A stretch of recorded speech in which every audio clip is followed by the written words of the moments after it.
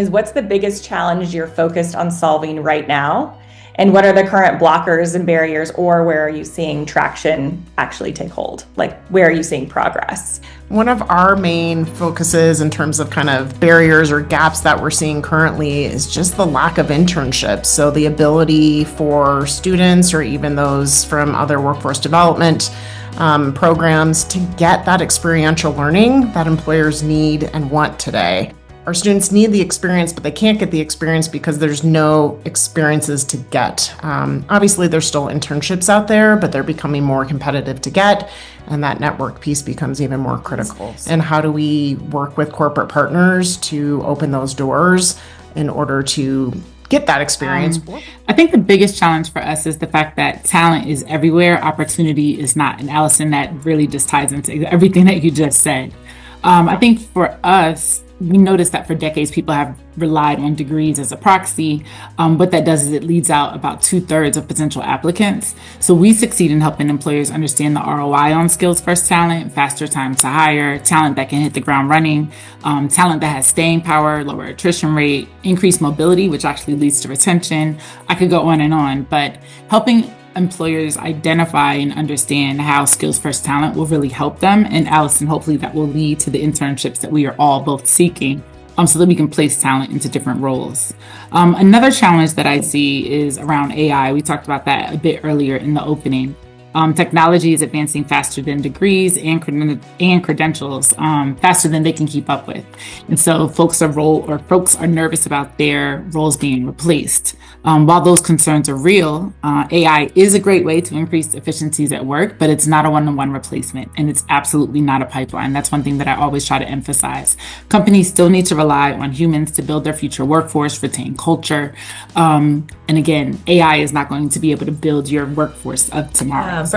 From the kind of systems level, completely agree. In our breakout room, we were actually just talking about work-based learning opportunities, and that's a huge priority, is that there's not enough of those opportunities. And also, how do you get creative about what those look like? I love that. I know in Colorado, registering apprenticeships, for example, it can be really bureaucratic, and a lot of employers just don't have the bandwidth or interest to go through that process, and also are getting creative about what those opportunities could look like for folks to earn while they learn. And also, no one knows how to access them or where they exist. That isn't centralized knowledge. One of the biggest challenges that we're seeing, which is just fragmentation across the system, and also anybody doesn't know what those pathways are, how that exists. One of the things that we're doing, we have these projects that our team facilitates with cross-sector partners to address challenges that are too big for any one organization to tackle alone, and quality out of school time and navigation with a trusted, high quality, educated adult, that knows how to navigate those systems, connecting that to youth wherever they show up, not just relying on high school counselors.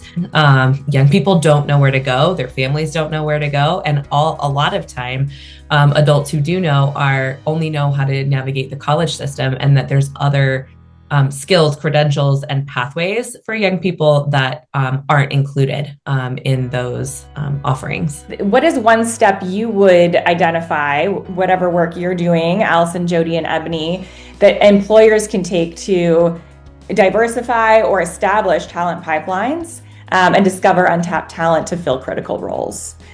So even though you're doing some of this work in Colorado, perhaps some of these models or some of the strategies you're taking are things that employers and other regions can take back to implement in their own work. When employers are, first and foremost, what language are you using in your job description? Is it easy to understand? Will applicants know whether or not they meet those qualifications or what's really being asked of them? And are there unnecessary criteria? One of the things tangibly here in our region that we were really supporting employers around was unnecessary degree requirements. Obviously that isn't the case, and a lot of jobs do require degrees, but really taking a critical look at what is being asked of applicants and unintentionally excluding groups of people from them. And I was going to start with, I may be biased here as I start talking about skills first hiring and the removal of the degree requirement, but that is one surefire way to expand your talent pool. I mentioned earlier, almost 2/3 of our population do not have a degree, and that's overlooked talent, and for no reason. So when people think about skills first talent, they often have the misconception that means lowering the bar. or letting in talent that's not qualified. And that's absolutely not the case. You still want to write your job description to be clear, like you said, Jody, but to really focus on the skills that are necessary. But incorporating on the job or in the interview demonstration of someone's ability to do a job is another way to make sure that you're getting that talent in. But focusing on a degree as the only or as one of the critical barriers to being able to apply or be ready for a role is not the way to go. So I think just expanding your pool by allowing or widening the aperture for the talent that's coming in is definitely critical. You want to be sure that you're hiring for what people are able to demonstrate, so asking the right questions. So it's not just on the person that's applying for the job, but also those that are in talent management. So making sure that you're asking the right questions, that you're asking the same questions across the board, and giving a fair interview. Where can hiring managers and talent management get that understanding? Where can they learn how to hire better? Grads of Life specializes in actually training on that very thing. We've got a ton of resources. There are a ton of resources out there. I'm happy to connect with anyone on LinkedIn to share exactly where you can go. Not only Grads of Life, but many of our partners and friends in the space.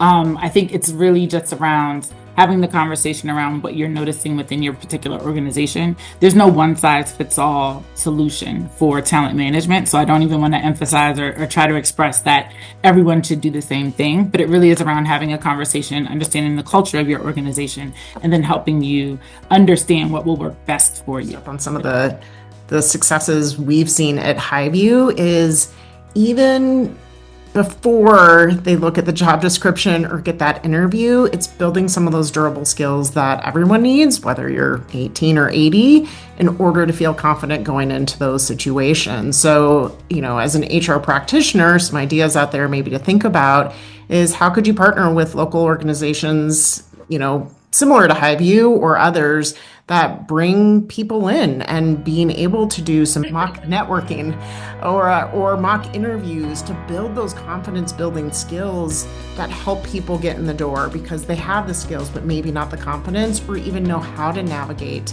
going through a 5-person panel interview. So we've had successes with just some small, intimate, activity-based events, especially partnering when a team may come on site.